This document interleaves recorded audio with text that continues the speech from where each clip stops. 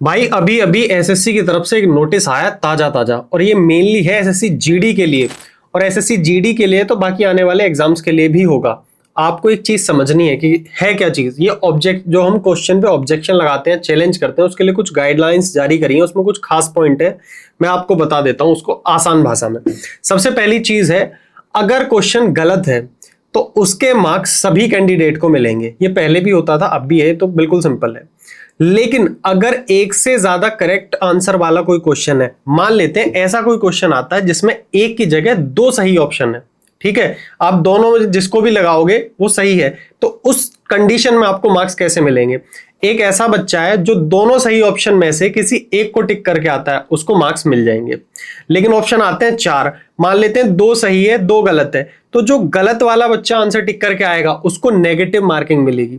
और एक ऐसा बच्चा है जो नहीं करके आएगा, उसको 0 मार्क्स मिलेंगे। बात आ गई समझ में? मतलब जैसा नॉर्मली होता है वैसा ही। लेकिन पहले क्या होता था, अगर दो ऑप्शन गलत हैं, दो ऑप्शन सही हैं, एक से ज्यादा ऑप्शन सही हैं, तो उसको डिस्कार्ड कर दिया जाता था, उसके मार्क्स सबको मिल जाते थे। जनरली पहले ये वाला चलता था, बट अब ये कुछ चीजों में बदलाव आ गया है।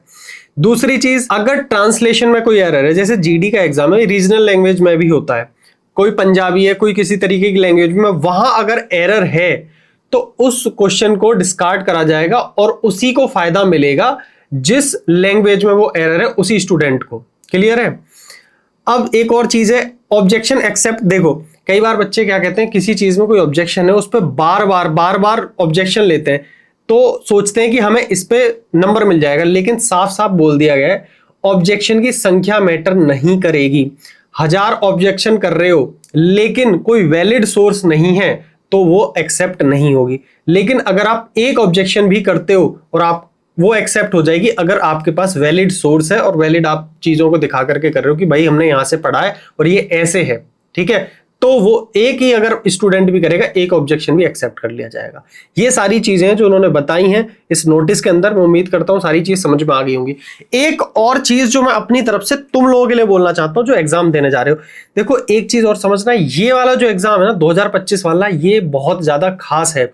और ये उन बच्चों के लिए ज्यादातर खास है जिनकी थोड़ी सी मैथ्स की स्पीड कम है, या मैं रीजनिंग की बात करूं, क्योंकि यही टाइम टेकिंग सब्जेक्ट है। बाकी आप हिंदी इंग्लिश में से किसी को चुनते हो या जीके करते हो, उसमें ज्यादा टाइम आपका एंगेज नहीं होता। एक चीज समझ लेना, 2025 वाला जो जीडी है, शायद यही एक आखिरी एग्जाम होगा एसएससी जीडी का जिसमें सेक्शनल टाइमिंग नहीं है। वरना इसके बाद जो एग्जाम होगा उसमें पूरी संभावना है, क्योंकि एसएससी सारे एग्जाम में सेक्शन वाइज टाइमिंग लेकर के आ रही है, तो शायद आने इससे अगला जो एग्जाम होगा उसको आपको मैथ के 20 क्वेश्चन 15 मिनट के अंदर ही करने पड़ेंगे। 15-15 मिनट की टाइमिंग शायद अगले वाले एग्जाम में मिले।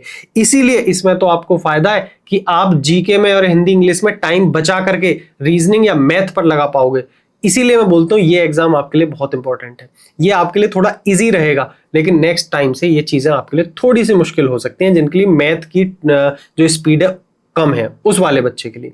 चलिए फिर यही मेरे को जानकारी देनी थी। तैयार रहना, 2-3 दिन का टाइम बचा है, पूरी जान लगा करके रखो। और मैं थोड़ा सा एक अच्छा लेवल का प्लान कर रहा हूं, एक सिंगल वीडियो जिसमें आपको मैं कंप्लीट रिवीजन करा सकूं। बहुत बड़ी बात है, अभी नहीं बोलूंगा, लेकिन 1-1.5 घंटे में चीजें अगर अलाइन होती हैं तो आपके एग्जाम से पहले एक ही वीडियो में कंप्लीट मैथ में रिवाइज कराने वाला हूं।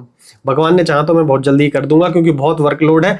जैसे ही मेरे को टाइम मिलता है मैं इसको चीजों को प्लान करके आपके सामने इतना बेहतरीन गिफ्ट आपको दूंगा कि सिर्फ एक वीडियो आप कर जाना।